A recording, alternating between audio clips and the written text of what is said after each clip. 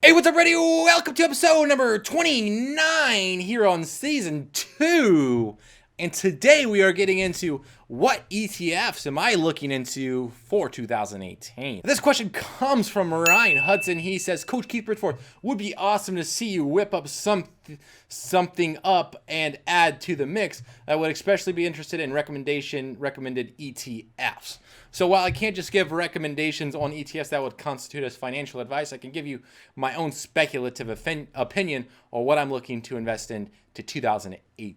These videos are meant for educational purpose only and not to be taken as financial advice. It is your responsibility to know what investments you're making and to properly allocate the risk and take care of your money and protect it. So let's go ahead and get into that. There's 3 different ETFs that I'm looking at adding, which is, or 4 actually, which would be PSI, GAMR, DVYE, and then lastly VOO. Let's go ahead and take a look at each of the websites real quick. So this is PSI right here, which is basically PowerShare's dynamic semiconductors portfolios. It basically exposes you to 30 different companies that manufacture and produce semiconductors. As far as what's the investments into them, the top 10 are going to be like Texas Instruments, NVIDIA or whatever. That's a GPU, Intel. Really, the reason why I like this one is because I believe and I feel like, first of all, cryptocurrency utilizes GPUs to mine, which I don't know if cryptocurrency will be on the rise in 2018, but a lot of people are still using GPUs to mine. So that's something that's interesting there. Computers are always going to be on the rise. Gamers are going to be on the rise, and people utilize GPUs to game also. And then lastly, AI technology utilizes GPUs also in semiconductors and that kind of thing to help produce. So I believe with like self-driving cars and that kind of thing that we'll see this industry continue to rise. Next will be the Vanguard or VOO, which is the Vanguard S&P 500. And this only tracks the companies that are in the S&P 500. So it's not something that I specifically am looking to add this year, but definitely something I'm looking at exposing my portfolio to moving forward. I think right now it's definitely too expensive and out of my price range to allocate about. Right now it's at 261, so it's a little bit too expensive for me to allocate some of my assets towards, but definitely something that is a solid investment, I believe, looking forward. And if you're in on Acorns or something like that, you're already exposed to it. It's the large company ETF that you would be investing into. So I like that one. Vanguard is definitely a very successful company and has very successful mutual funds. Next one is GAMR.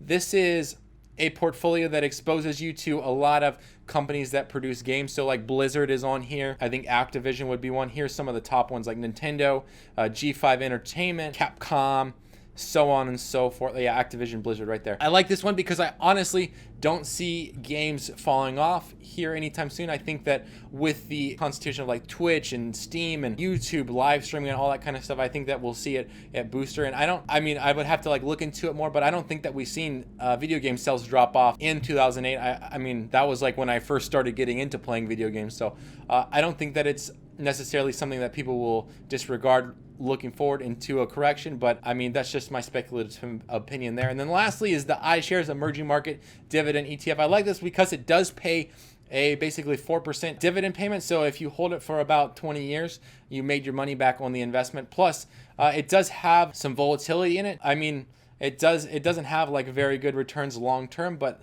over like the course of like a year, especially if we do see a correction, I think that this will rise. And for me, it's something that exposes me to a different market, and so I do appreciate that. But let's go ahead and take a look at the charts real quick. So this is PSI. As you could tell, around 2011 was when we actually, right here would be 2009 was when we started to see this rise. Lastly, like right here in 2016, around April 2016, boom, we get this bolster of just like a huge bull run, probably due to a lot of cryptocurrency, but also the new like technology that's coming out with AI and so on and so forth. I definitely like this. I think that it will continue to climb as we see more AI come out, but I definitely know that this kind of industry will probably be affected by a correction. That's that. VOO, this is the lifetime. It was opened, it came into existence on like September 2010, and so we still continue to see it rise. Obviously, it's just going to mimic the S&P 500. So if we have a correction on the S&P 500, it will have a correction on the VOO fund as well. This one is the one that I'm talking about, super volatile. So obviously, since inception, it hasn't broke even again.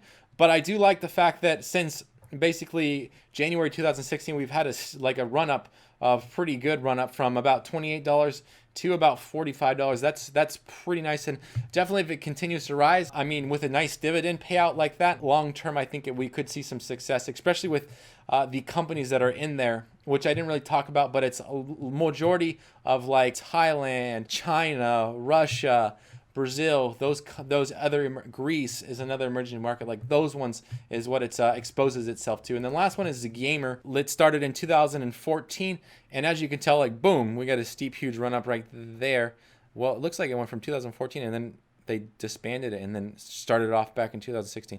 So, anyways, this is it went from basically since inception, it went from about $27 now to about $50, and I like the fact that even lately, since we'll go to like the 5-day. So obviously it's still pretty volatile, but over the month, like, I mean, yeah, the market does affect it quite a bit with the recent downturn, but I mean, look at that, from 47 up to 49. Like, I would think that this is something that I would like to expose myself to. Right now, the prices definitely would be hard for me to allocate some to, but if it does drop a little bit lower and I can afford it based upon my portfolio, then that's something that I'll be looking towards getting into. Anyways, let's go ahead and dive into the question of the day, which is, what scene from a scary movie scarred you for life? Or maybe scared or scarred.